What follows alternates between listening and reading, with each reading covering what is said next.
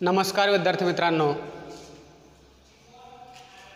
इयत्ता 12वी भूगोल प्रकरण क्रमांक 4 प्राथमिक आर्थिक क्रिया या प्रकरणावरील व्हिडिओ क्रमांक 1 मध्ये आपण नकाशाशी मैत्री या कृती अंतर्गत जागतिक स्तरावर वेगवेगळ्या प्रकारच्या प्राथमिक व्यवसायांचं वितरण किंवा प्राथमिक आर्थिक क्रियांचं वितरण पाहिलेलं आहे। या प्राथमिक आर्थिक क्रिया संपूर्ण जगात वेगवेगळ्या प्रमाणात किंवा यांच्या वितरणामध्ये भिन्नता असलेली आपल्याला पाहायला मिळते। त्याचे प्रमुख कारण म्हणजे हे व्यवसाय निसर्गावर, नैसर्गिक घटकांवर किंबहुना नैसर्गिक साधन संपत्तीवर अवलंबून असतात। अर्थात या नैसर्गिक घटकांची उपलब्धता आणि नैसर्गिक साधन संपत्तीची उपलब्धता प्रदेशानुसार भिन्न भिन्न असल्यामुळे या व्यवसायांच्या वितरणामध्ये भिन्नता असलेली आपल्याला पाहायला मिळते। विद्यार्थी मित्रांनो, नकाशाशी मैत्री या अंतर्गत आपण कोणकोणत्या प्राथमिक क्रिया अभ्यासलेल्या आहेत किंवा त्यांचं वितरण पाहिलेलं आहे। शेती, पशुपालन, खाणकाम, मासेमारी, वनसंकलन, शिकार, शेती या वेगवेगळ्या प्रकारच्या आर्थिक क्रिया प्रत्येक प्रकारच्या आर्थिक क्रियांसाठी म्हणजे व्यवसायासाठी त्या त्या प्रदेशामध्ये कोणत्या प्रकारची भौगोलिक परिस्थिती किंवा नैसर्गिक साधन संपत्ती अनुकूल स्वरूपामध्ये उपलब्ध आहे, त्या परिसरात किंवा त्या प्रदेशात प्रामुख्याने विशिष्ट प्रकारच्या आर्थिक क्रिया विकसित झालेल्या आपल्याला पाहायला मिळतात। उदाहरणार्थ पहा, मासेमारी हा एक प्रकार आपण पाहिलेला आहे पाठीमागं। हा व्यवसाय किनारपट्टीच्या प्रदेशामध्ये म्हणजे खंड जे आहेत या खंडांच्या किनारपट्टीच्या भागामध्ये मासेमारी व्यवसायाचा विकास झालेला आहे। आणि आपला एक छोटासा प्रश्न त्याच्यामध्ये विचारला होता, कोणत्या महासागरात मासेमारी व्यवसाय अधिक प्रमाणात केला जातो? त्याचं उत्तरही आपण पाहिलं आहे, पॅसिफिक महासागराची पूर्व आणि पश्चिम किनारपट्टी। वनांच्या प्रदेशामध्ये वनसंकलन म्हणजे फळे आणि कंदमुळे गोळा करणे, त्याचबरोबर शिकार, पशुपालन या वेगवेगळ्या प्रकारचे व्यवसाय या नैसर्गिक साधन संपत्तीवर अवलंबून आहेत। थोडक्यात प्राथमिक आर्थिक क्रिया म्हणजे काय की ज्या आर्थिक क्रिया निसर्गावर किंवा नैसर्गिक घटकांवर, नैसर्गिक साधन संपत्तीवर अवलंबून आहेत, अशा आर्थिक क्रियांचा समावेश प्राथमिक आर्थिक क्रियामध्ये होतो। कोणकोणत्या? या नकाशाशी मैत्री या अंतर्गत आपण त्या अभ्यासलेल्या आहेत। तर आत्ता आपल्याला याच प्राथमिक आर्थिक क्रियांची वैशिष्ट्ये पाहायची आहेत। प्राथमिक आर्थिक क्रियांची वैशिष्ट्ये, आता याच्यामध्ये पहिलं वैशिष्ट्य जे आहे ते म्हणजे हे व्यवसाय किंवा या क्रिया पूर्णतः निसर्गावर अवलंबून असतात। निसर्गावर अवलंबून असतात म्हणजे निसर्गतः उपलब्ध असणारी साधन संपत्ती, यामध्ये हवामान, तापमान, पर्जन्य हे नैसर्गिक घटक। त्याचबरोबर नैसर्गिक साधन संपत्ती कोणती? पाणी, त्याचबरोबर वने, प्राणी, मृदा ही वेगवेगळ्या प्रकारची नैसर्गिक साधन संपत्ती आहे। आणि या नैसर्गिक साधन संपत्तीवर किंवा निसर्गावर हे व्यवसाय अवलंबून आहेत असं आपण म्हणतो। उदाहरणार्थ मृदा या घटकावर शेती ही प्राथमिक क्रिया अवलंबून आहे। अर्थात शेतीला फक्त मृदा हा एकमेव घटक आवश्यक नसून त्याच्या बरोबरीने त्या ठिकाणी अनुकूल हवामान आणि पाणी पुरवठ्याच्या सुविधा उपलब्ध असणं गरजेचं आहे। म्हणजे शेती कोणत्या नैसर्गिक घटकावर अवलंबून आहे? तर मृदा, हवामान आणि पाणी या नैसर्गिक घटकावर अवलंबून आहे। कोणताही व्यवसाय जर आपण घेतला, उदाहरणार्थ खाणकाम हा व्यवसाय निसर्गतः उपलब्ध असणाऱ्या खनिजावर अवलंबून आहे। म्हणजे खनिजे या नैसर्गिक साधन संपत्तीवर प्राथमिक आर्थिक क्रिया कोणती अवलंबून आहे? तर खाणकाम। वने या नैसर्गिक साधनसंपत्तीवर लाकूडतोड आणि शिकार ही प्राथमिक क्रिया अवलंबून आहे. थोडक्यात सांगायचं झाल्यास प्राथमिक व्यवसाय पूर्णतः निसर्गावर किंवा नैसर्गिक घटकावर अवलंबून असतात, हे त्यामधून आपल्याला सांगता येईल. दुसरं वैशिष्ट्य आहे, हे व्यवसाय किंवा या व्यवसायामधून कच्च्या मालाचं उत्पादन मिळतं. शेतीमधून उद्योगासाठी आवश्यक असणारा कच्चा माल ऊस, कापूस, तेलबिया तत्सम स्वरूपाच्या कच्च्या मालाचं उत्पादन मिळतं. खाणकाम व्यवसायामधून अशुद्ध स्वरूपाच्या खनिजांचं उत्पादन मिळतं. लाकूडतोड व्यवसायामधून लाकडाचं उत्पादन मिळतं की ज्यावर फर्निचर निर्मिती उद्योग किंवा व्यवसाय अवलंबून असतात. थोडक्यात दुसऱ्या वैशिष्ट्यामध्ये आपल्याला सांगता येईल की या व्यवसायामधून कोणत्या ना कोणत्या प्रकारच्या कच्च्या मालाचं उत्पादन मिळतं आणि नंतर द्वितीयक व्यवसायामध्ये या कच्च्या मालावर प्रक्रिया करून त्याचं पक्क्या मालामध्ये रूपांतर केलं जातं. उदाहरणार्थ आत्ता उल्लेख आपण केला, शेतीमधून मिळणारा कच्चा माल ऊसावर प्रक्रिया केली जाते साखर उद्योगामध्ये. हे साखर उद्योग हा द्वितीयक व्यवसाय आणि या द्वितीयक व्यवसायामध्ये प्राथमिक व्यवसायामध्ये मिळालेल्या ऊसाचं रूपांतर साखरेमध्ये म्हणजे पक्क्या मालामध्ये झालेलं आपल्याला पाहायला मिळतं. दुसरं वैशिष्ट्य परत एकदा मी रिपीट करतो, या व्यवसायातून म्हणजे शेती, पशुपालन, खाणकाम, मासेमारी किंवा अन्य स्वरूपाच्या प्राथमिक आर्थिक क्रिया असतील, या क्रियांमधून किंवा या व्यवसायामधून प्रामुख्याने आपल्याला कच्च्या मालाचं उत्पादन मिळतं. त्यानंतर तिसरं वैशिष्ट्य आपल्याला सांगता येईल की या व्यवसायात जास्त मनुष्यबळाची आवश्यकता असते. अलीकडच्या काळामध्ये यांत्रिकीकरण जरी झालेलं असलं तरीसुद्धा जास्त मनुष्यबळ प्राथमिक व्यवसायामध्ये आवश्यक असतं. मग लाकूडतोड व्यवसाय असेल, शेती व्यवसाय असेल, खाणकाम व्यवसाय असेल, पशुपालन हा व्यवसाय असेल, वनसंकलनामध्ये फळे आणि कंदमुळे गोळा करणारा व्यवसाय असेल, यामध्ये प्रामुख्याने जास्त मनुष्यबळाची आवश्यकता असते. याचं सर्वात महत्त्वाचं कारण जे आहे, हे प्राथमिक व्यवसायामध्ये मनुष्यबळाच्या साह्याने किंवा मानवी श्रमाच्या साह्याने ही कामे पूर्ण केलेली आपल्याला पाहायला मिळतात. चौथं वैशिष्ट्य आपल्याला सांगता येईल, प्राथमिक व्यवसाय निसर्गावर अवलंबून तर असतातच, परंतु हे व्यवसाय करताना जास्तीत जास्त श्रम किंवा श्रमाच्या तुलनेत मोबदला अतिशय कमी मिळतो. साधा विचार करा, आत्ता सध्या शेतीची कामं चालू आहेत. शेतीसाठी कामगारांची, शेतमजुरांची गरज असते.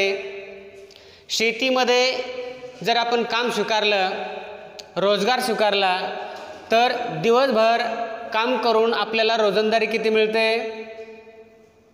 300 रुपये, 400 रुपये जास्तीत जास्त. म्हणजे दिवसभर काम केल्यानंतर आपल्याला 400 रुपये, 300 रुपये मोबदला मिळतो. म्हणजे श्रम जास्त करावे लागतात, कष्ट जास्त करावे लागतात आणि कष्टाच्या किंवा श्रमाच्या तुलनेत मोबदला अतिशय कमी मिळतो.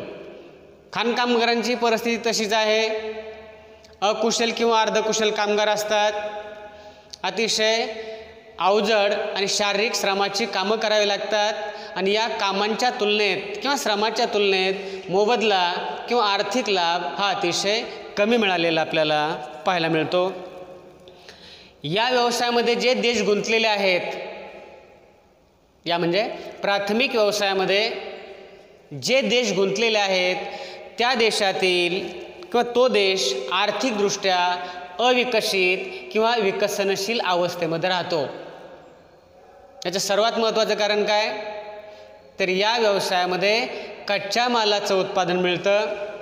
कच्च्या मालाची किंमत बाजारपेठेमध्ये कमी असते आणि या व्यवसायामध्ये गुंतलेल्या लोकांना श्रमाच्या तुलनेत मोबदला अतिशय कमी मिळतो. म्हणजेच ज्या देशातील लोकसंख्या प्राथमिक व्यवसायामध्ये सर्वाधिक किंवा जास्तीत जास्त गुंतलेली असते, त्या देशात किंवा तो देश आर्थिकदृष्ट्या अविकसित किंवा विकसनशील अवस्थेमध्ये का राहतो?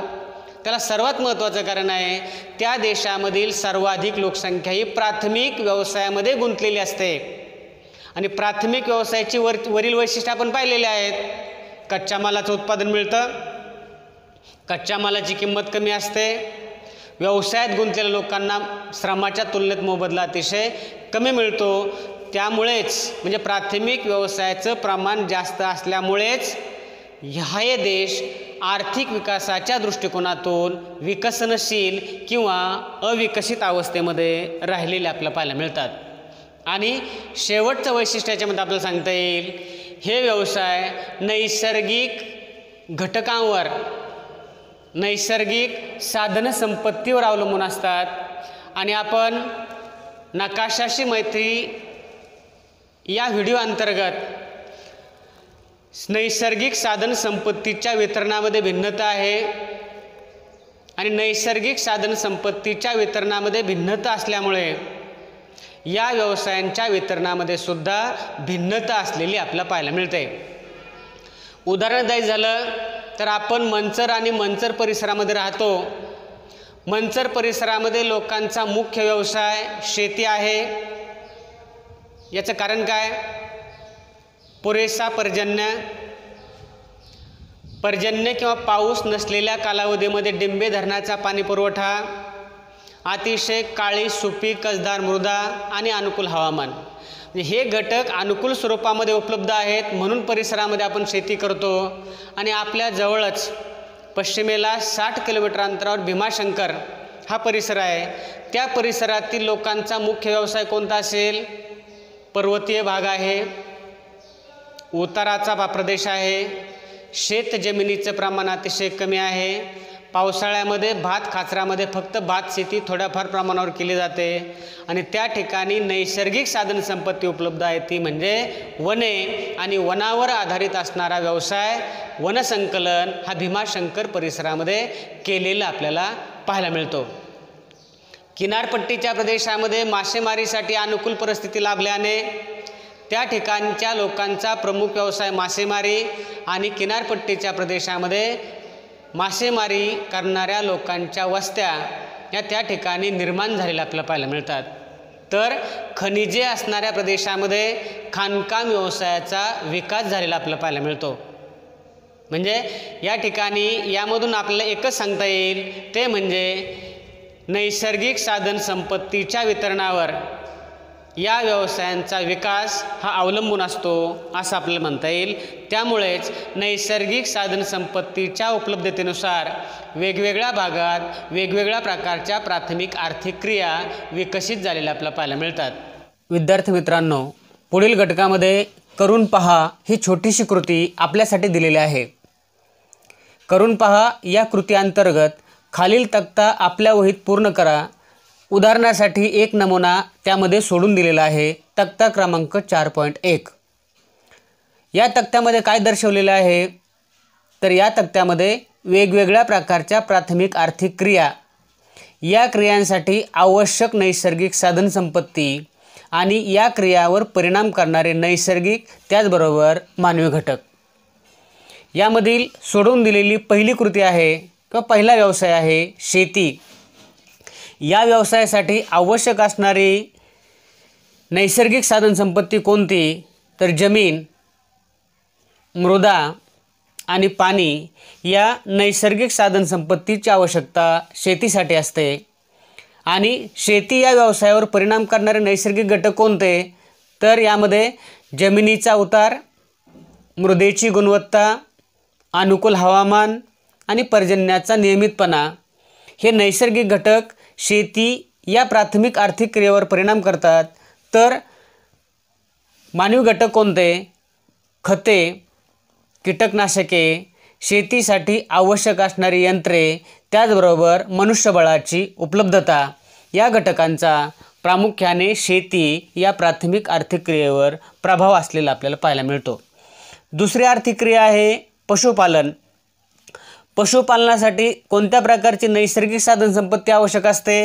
यामध्ये जमीन, पाणी, पशु, वनस्पती आणि पशूंना चारण्यासाठी आवश्यक असणारी कुरणे ही नैसर्गिक साधनसंपत्ती पशुपालन या व्यवसायासाठी आवश्यक असते। पशुपालनावर परिणाम करणारे नैसर्गिक घटक कोणते? अनुकूल भूरचना, अनुकूल हवामान, चाऱ्याची म्हणजे कुरणांची उपलब्धता, त्याचबरोबर मानवी घटकामध्ये मनुष्यबळाची उपलब्धता, प्राण्यांच्या वेगवेगळ्या प्रजाती आणि वैद्यकीय सुविधा यांची गरज प्रामुख्याने पशुपालन व्यवसायासाठी आवश्यक असते। तिसरा प्राथमिक व्यवसाय किंवा प्राथमिक आर्थिक क्रिया आहे मासेमारी। ही मासेमारी कोणत्या नैसर्गिक साधनसंपत्तीवर अवलंबून आहे? तर त्यासाठी सर्वात महत्त्वाचा घटक आहे म्हणजे मासे। मासे जिवंत राहण्यासाठी जलाशय, त्याचबरोबर मत्स्य खाद्य प्लवंग आणि पाण्यामध्ये असणारी वेगवेगळी जैवविविधता, त्याला आपण जलीय जैवविविधता असं म्हणतो।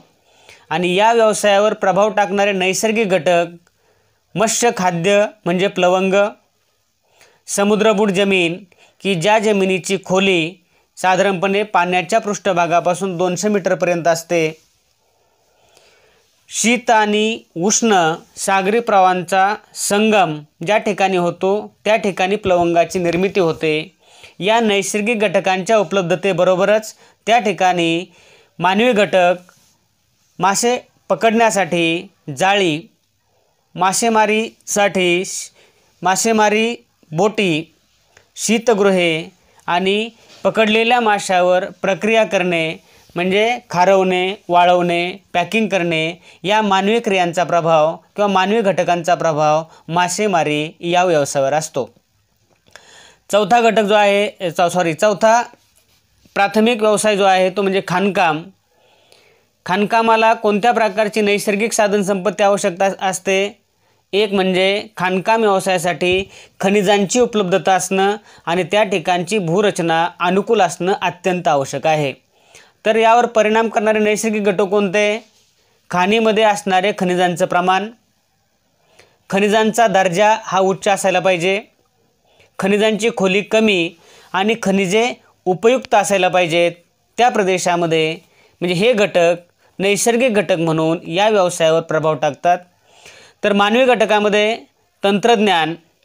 तंत्रज्ञानाचा विकास, वेगवेगळ्या प्रकारची यंत्रसामग्री, वाहतुकीच्या सुविधा, मजुरांची उपलब्धता, भांडवल आणि बाजारपेठ या मानवी घटकांचा परिणाम प्रामुख्याने खाणकाम व्यवसायावर झालेला आपल्याला पाहायला मिळतो। तर लाकूड तोड हा व्यवसाय किंवा या व्यवसायासाठी आवश्यक नैसर्गिक साधनसंपत्ती कोणती? वनांची उपलब्धता आणि वनांचा प्रकार, म्हणजे सर्वात महत्त्वाचं म्हणजे वने उपलब्ध असणे आणि वन प्रकार हे अनुकूल हवामानामध्ये असणं अत्यंत महत्त्वाचं आहे। परिणाम करणारे नैसर्गिक घटक अनुकूल हवामान, लाकडाचा दर्जा म्हणजे चांगल्या प्रकारचं लाकूड त्या ठिकाणी उपलब्ध असणं की ज्या लाकडाला जागतिक बाजारपेठेमध्ये चांगल्या प्रकारची मागणी आहे, आणि वृक्ष प्रकार, उदाहरणार्थ सूचीपर्णी वृक्ष प्रकारामध्ये लाकूडतोड व्यवसायाचा विकास झालेला आपल्याला पाहायला मिळतो। तर या व्यवसायावर परिणाम करणारे मानवी घटक कोणते?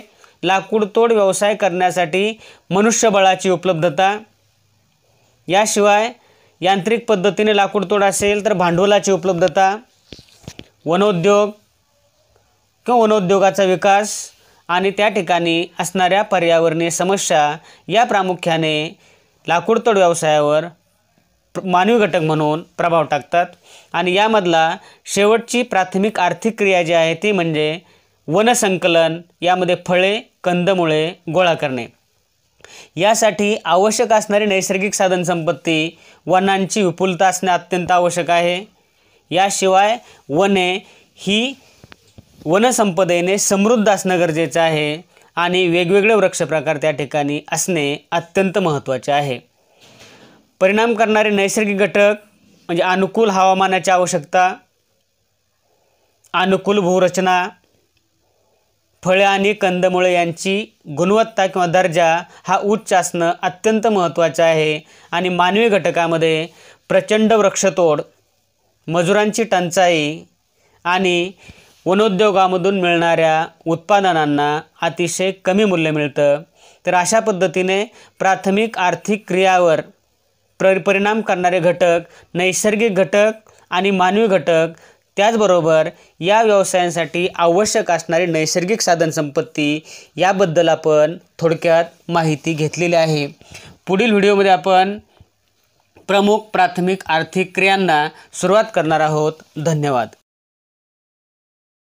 नमस्कार विद्यार्थी मित्रांनो, इयत्ता 12वी भूगोल प्रकरण क्रमांक 4 प्राथमिक आर्थिक क्रिया या प्रकरणावरील व्हिडिओ क्रमांक 2 मध्ये आपण प्राथमिक आर्थिक क्रिया म्हणजे काय, प्राथमिक आर्थिक क्रियांची वैशिष्ट्ये आणि प्राथमिक आर्थिक क्रियावर परिणाम करणारे नैसर्गिक त्याचबरोबर मानवी घटक अभ्यासलेले आहेत।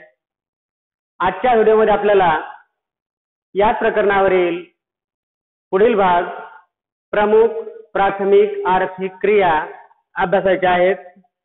यामध्ये आपल्या अभ्यासक्रमामध्ये प्रामुख्याने 7 प्रमुख प्राथमिक आर्थिक क्रिया दिलेल्या आहेत। त्यामध्ये शिकार, वनसंकलन, लाकूडतोड, मासेमारी, पशुपालन, खाणकाम आणि शेती या 7 प्रमुख प्राथमिक आर्थिक क्रियांचा अभ्यास आपल्याला प्रकरण क्रमांक 4 मध्ये करावयाचा आहे। त्यासाठी मी आपल्या समोर घेऊन येत आहे व्हिडिओ क्रमांक 3। या व्हिडिओ क्रमांक 3 मध्ये प्राथमिक आर्थिक क्रियामधील पहिली आणि दुसरी, पहिली म्हणजे शिकार आणि दुसरी वनसंकलन या 2 आर्थिक क्रिया पाहायच्या आहेत। त्यामधली पहिली प्राथमिक आर्थिक क्रिया आहे शिकार। विद्यार्थी मित्रांनो, शिकार म्हणजे काय, तर शिकार म्हणजे वन्य प्राण्यांचा पाठलाग करून त्यांना अन्न मिळवणे, करमणूक किंवा विक्रीसाठी ठार मारणे म्हणजे शिकार होय। शिकार हा मानवाचा अतिशय प्राचीन किंवा अन्न मिळवण्यासाठी मानवाने स्वीकारलेला अतिशय आद्य सुरुवातीचा हा व्यवसाय आहे। शेतीचा शोध लागण्यापूर्वी अन्न मिळवण्यासाठी मानवाने शिकार हा व्यवसाय त्याच्या परिसरामध्ये स्वीकारलेला आपल्याला पाहायला मिळतो।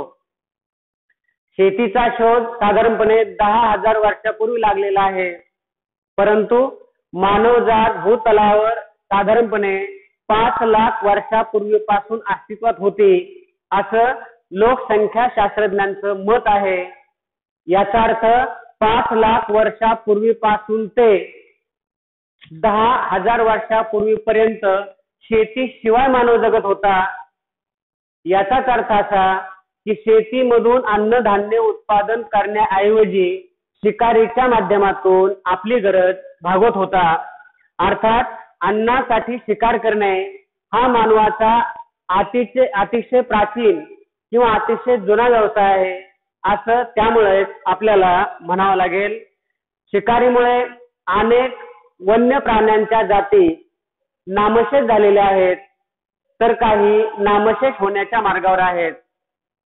अर्थात त्यामुळे शिकारीवर कायदेशीर बंदी घालण्यात आलेली आहे। म्हणजे व्यापारी तत्वावर किंवा मोठ्या प्रमाणावर जे शिकार होते या शिकारीवर कायदेशीर बंदी घालण्यात आलेली आहे। याचं कारण पर्यावरणाचा होणारा ऱ्हास आणि त्याचबरोबर अन्न साखळीमध्ये होणारा बिघाड।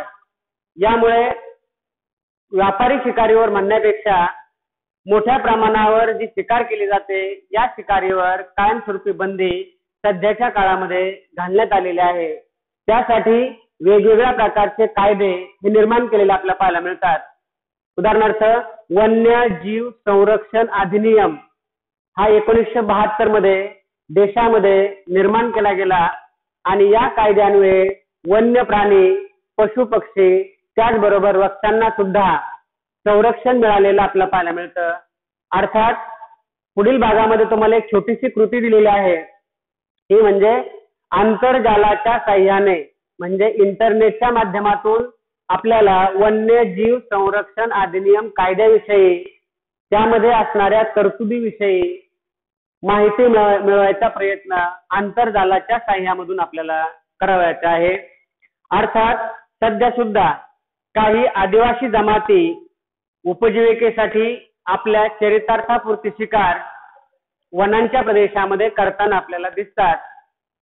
अलीकडच्या काळामधल्या शिकारीचं प्रमाण, वन्य प्राण्यांपासून मिळणारे मौल्यवान घटक उदाहरणार्थ हाडे, शिंगे, कातडी, मांस किंवा हस्तिदंतासारखी उत्पादन असतील, या उत्पादनांचं मूल्य अधिक असल्यामुळे व्यापारी तत्वावर शिकार ही अलीकडच्या काळामध्ये वाढलेली आहे आणि वाढत्या शिकारीचा प्रभाव हा पर्यावरणावर, त्या परिसरामध्ये असणाऱ्या परिसंस्थावर आणि एकंदर जीवस्य जीवनम म्हणजे त्या परिसरामध्ये असणाऱ्या अन्न साखळीवर झालेला आपल्याला पाहायला मिळतो.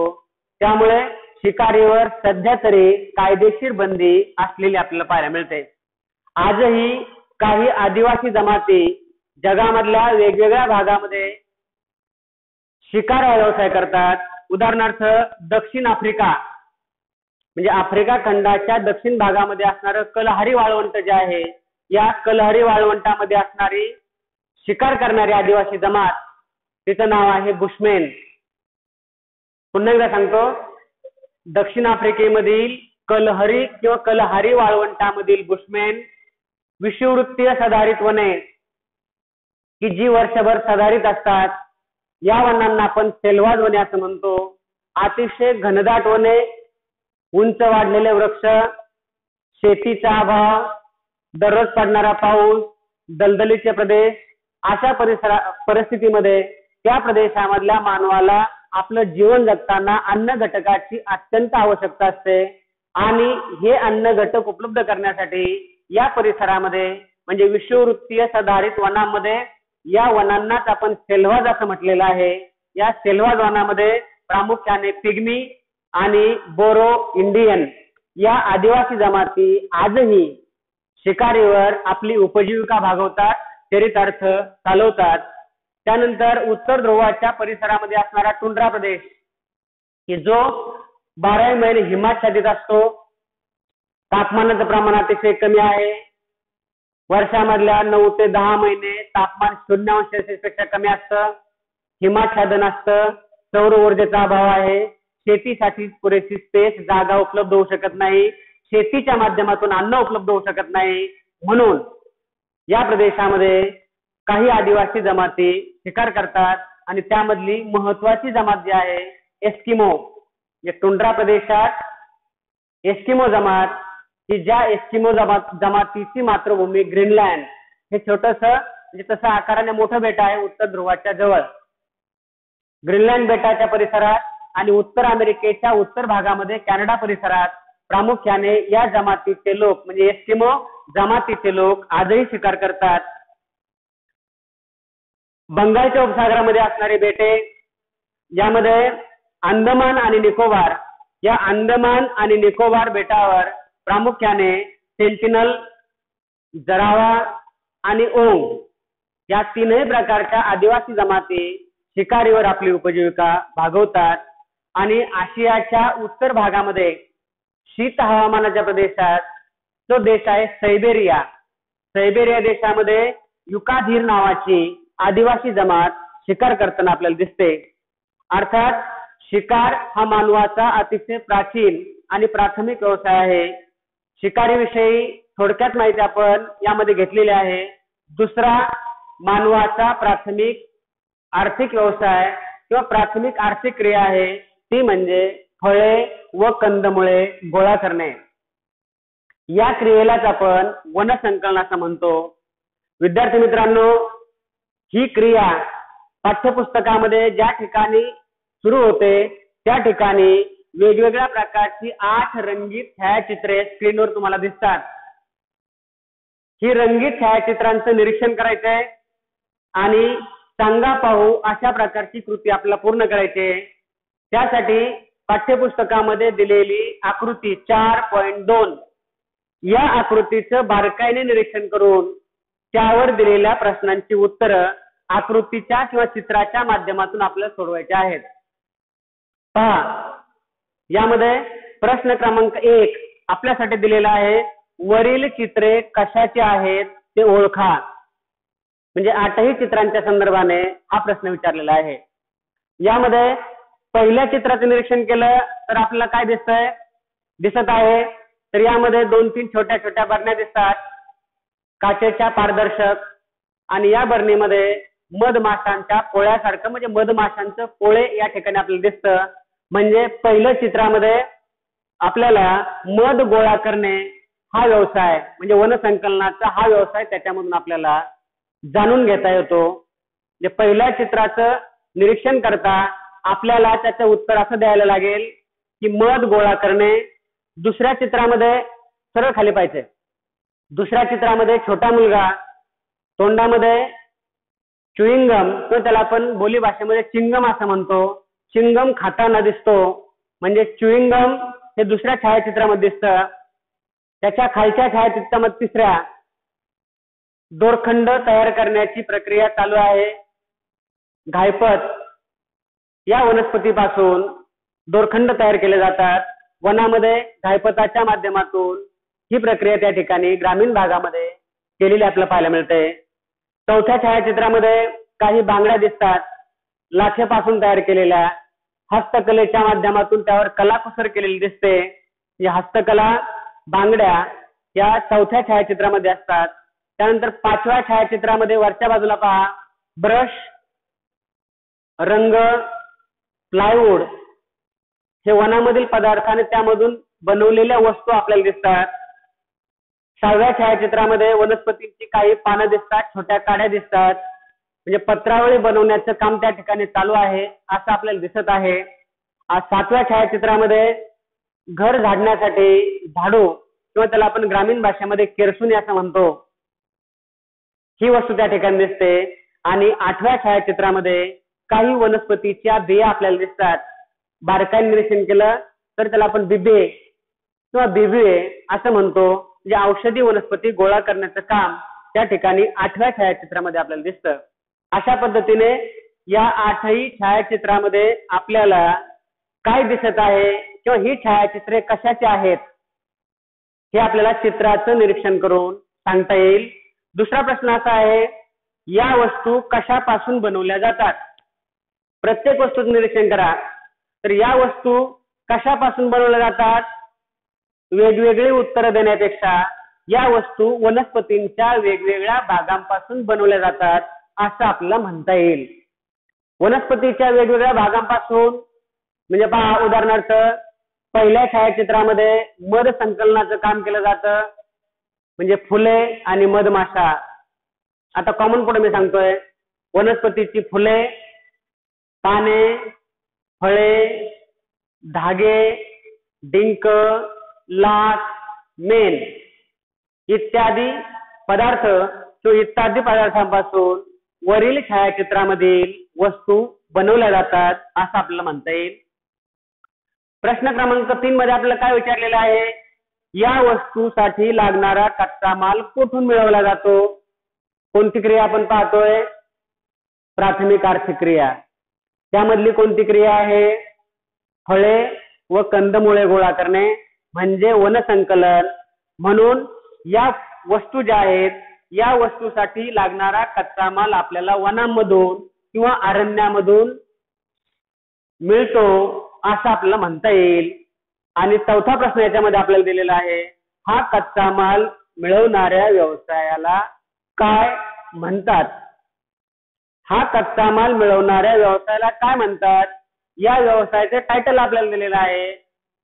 छायाचित्राच्या वर पहा, फळे व कंदमुळे गोळा करणे म्हणजे वनसंकलन. या छायाचित्राला म्हणजे हा कच्चा माल मिळवणारा व्यवसाय जो आहे त्यालाच आपण वनसंकलन अर्थात फळे व कंदमुळे गोळा करणे असं म्हणतो. वनसंकलनाचा म्हणजे फळे व कंदमुळे गोळा करण्याचा पुढील मुद्दा आपल्याला सांगता येईल, भौगोलिक स्पष्टीकरण. भौगोलिक स्पष्टीकरणामध्ये आपल्याला काय सांगता येईल, तर ही क्रिया जी आहे म्हणजे वनसंकलन, फळे आणि कंदमुळे गोळा करणे, अर्थात यामध्ये फक्त फळे आणि कंदमुळे गोळा केली जातात का? निश्चितच फळे आणि कंदमुळे गोळा करणे याच्या बरोबर वनामध्ये आढळणारे वेगवेगळे पदार्थ. आता तुम्हाला मी सांगितले, फळे, फुले, पाने, वनस्पतीची मुळं असतील, औषधी वनस्पती असतील, वनस्पतींच्या काही बिया असतील, मेण असेल, लाख असेल, डिंक असेल, अशा वेगवेगळ्या प्रकारच्या वस्तू या वनामधून गोळा केलेल्या आपल्याला पाहायला मिळतात. अर्थात वनांच्या परिसरामध्ये वास्तव्य करणाऱ्या लोकांचा म्हणजे वन परिसरामधील लोकांचा प्रमुख व्यवसाय हा वनसंकलन, अर्थात वनसंकलन हा व्यवसाय उपजीविका भागवण्यासाठी किंवा विक्रीसाठी त्या परिसरामधील लोक हा व्यवसाय करतात. हा व्यवसाय सर्वात जुना किंवा जुनी प्राथमिक आर्थिक क्रिया आहे असं आपल्याला म्हणता येईल. दुसरा घटक याच्यामध्ये आपल्याला सांगता येईल, वनसंकलनातील किंवा वनामधील विविध पदार्थ गोळा केले जातात. वनसंकलनामधून वनांच्या माध्यमातून वेगवेगळ्या पदार्थ गोळा करणारा व्यवसाय, त्याला नावच आपण दिलेलं आहे वनसंकलन. कोणकोणते घटक गोळा केले जातात, परत तेच नाव मी सांगतोय. फळे, फुले, कंदमुळे, पाने, औषधी वनस्पती, डिंक, राळ, लाख, मेण इत्यादी घटक इत्यादी पदार्थ गोळा केले जातात. यामधील काही पदार्थांना व्यापारी तत्वावर मागणी आहे, बाजारपेठेमध्ये चांगली किंमत मिळते, म्हणून या पदार्थांचं संकलन हे व्यापारी तत्वावर केलेलं आपल्याला पाहायला मिळतं. उदाहरणार्थ खैर ही छोटीशी वनस्पती आहे आणि खैरापासून काठ मिळवला जातो. त्यामुळे या वनस्पतींचं संकलन किंवा या पदार्थांचं संकलन हे व्यापारी तत्वावर केलेलं आपल्याला पाहायला मिळतं. यामध्ये अर्थात प्रत्येक परिसरामध्ये वने आहेत. वनांचे प्रकार आपण या 11 मध्ये पाहिलेले आहेत. ठळक फक्त 1-2 उदाहरण मी सांगतो. विषुववृत्तीय सदाहरित वने, त्यालाच आपण सेल्वाज असं नाव दिलेलं आहे. त्याचबरोबर मोसमी किंवा पानझडी वने, आणि तिसरा प्रकार तैगा सूचीपर्णी वने. या सर्वच वनांमध्ये लाकूड तोड व्यवसायाचा विकास झालेला आहे का, तर निश्चितच सर्वच वनांमध्ये लाकूड तोड व्यवसाय विकसित झालेला आपल्याला पाहायला मिळत नाही.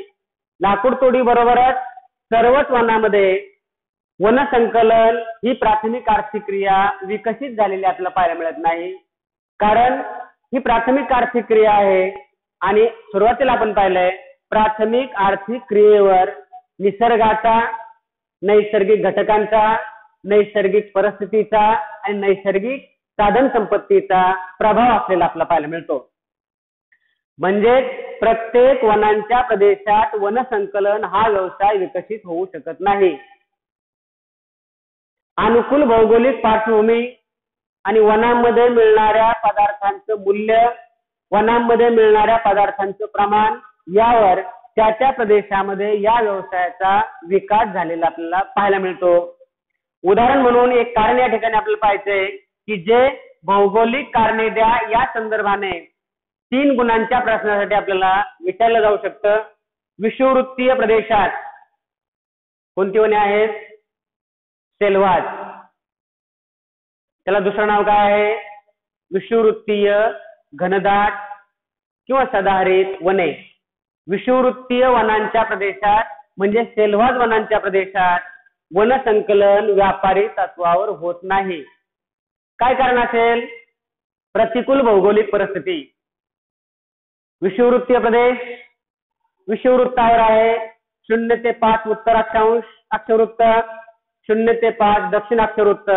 अर्थात या ठिकाणी प्रतिकूल भौगोलिक परिस्थिती काय आहे, मुळातच हे स्थान प्रतिकूल भौगोलिक स्थानावर आहे. त्यामुळे या ठिकाणची भौगोलिक परिस्थिती प्रतिकूल स्वरूपात निर्माण झालेली आहे आणि या भौगोलिक परिस्थितीचा परिणाम त्या ठिकाणच्या वनसंकलन या प्राथमिक आर्थिक क्रियेवर झालेला आपल्याला पाहायला मिळतो. पुन्हा एकदा भौगोलिक कारण सांगतो. विषुववृत्तीय प्रदेशात वनसंकलन किंवा विषुववृत्तीय अरण्याच्या प्रदेशात वनसंकलन व्यापारी तत्वावर होत नाही. कारण क्रमांक 1 की या ठिकाणी अतिशय जास्त तापमान, कारण विषुववृत्तावर आहे, सूर्यकिरण वर्षभर लंबरूप पडतात, सौर ऊर्जा जास्त मिळते, त्यामुळे वर्षभर तापमान अतिशय जास्त असतं. वर्षभर तापमान अतिशय जास्त, त्याचबरोबर वर्षभर पर्जन्याचे प्रमाण अतिशय जास्त, अशा प्रकारची प्रतिकूल भौगोलिक परिस्थिती आहे. जे पहिला घटक या ठिकाणी आपल्याला सांगता येईल, वर्षभर तापमान अतिशय जास्त, त्याचबरोबर पर्जन्याचं प्रमाण अतिशय जास्त आहे.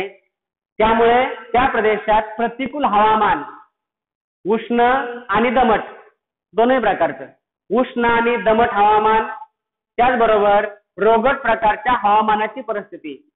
म्हणजे काय सांगता येईल, उष्ण आणि दमट त्याचबरोबर रोगट हवामान या परिसरामध्ये आहे.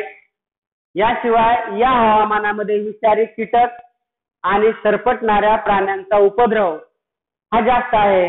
कारण या प्राण्यांच्या वाढीसाठी त्या ठिकाणची भौगोलिक परिस्थिती म्हणजे हवामान अनुकूल आहे. आणि हवामान अनुकूल असल्यामुळे त्या ठिकाणी विषारी कीटक आणि सरपटणारे प्राणी यांची संख्या जास्त आहे. संख्या जास्त असल्यामुळे त्यांचा उपद्रव जास्त होतो. त्याचा प्रभाव कशावर होतो, त्या ठिकाणच्या प्राथमिक आर्थिक क्रियेवर म्हणजे वनसंकलनावर झालेला आपल्याला पाहायला मिळतो. त्यानंतर पर्जन्याचं प्रमाण अतिशय जास्त आहे. पहिल्यांदा मी सांगितलंय पर्जन्याचं प्रमाण अतिशय जास्त आहे. दररोज पाऊस पडतो, पाण्याचा निचरा होऊ शकत नाही, दलदलीचे प्रदेश निर्माण होतात, म्हणून दलदलीचा भाग जास्त आहे. प्रतिकूल भौगोलिक परिस्थिती आहे. याशिवाय ही वने अतिशय घनदाट, दुर्गम, झाडांना झाडं लागून झाडांच्या फांद्या एकमेकांमध्ये मिसळलेल्या आहेत. सूर्यप्रकाश जमिनीवर पोहोचू शकत नाही. मानव अशा वनामध्ये सहजासहजी प्रवेश करू शकत नाही. म्हणजे वने अतिशय घनदाट, त्याचबरोबर दुर्गम आणि सदाहरित अशा प्रकारचे आहेत.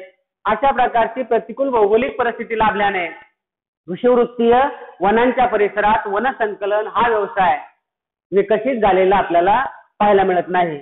एका वाक्यात पुन्हा सांगायचं झालं, महत्वाचं भौगोलिक कारण आहे विषुववृत्तीय वनामध्ये वनसंकलन व्यवसाय विकसित झालेला नाही.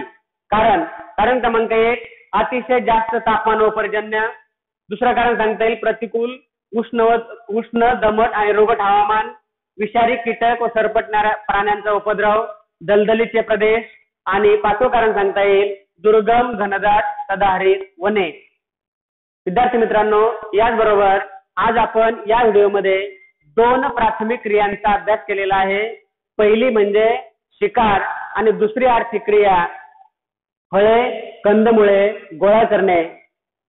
पुढील व्हिडिओमध्ये आपण प्राथमिक आर्थिक क्रियामधली तिसरी आर्थिक क्रिया पाहणार आहोत, ती म्हणजे लाकूड तोड. धन्यवाद.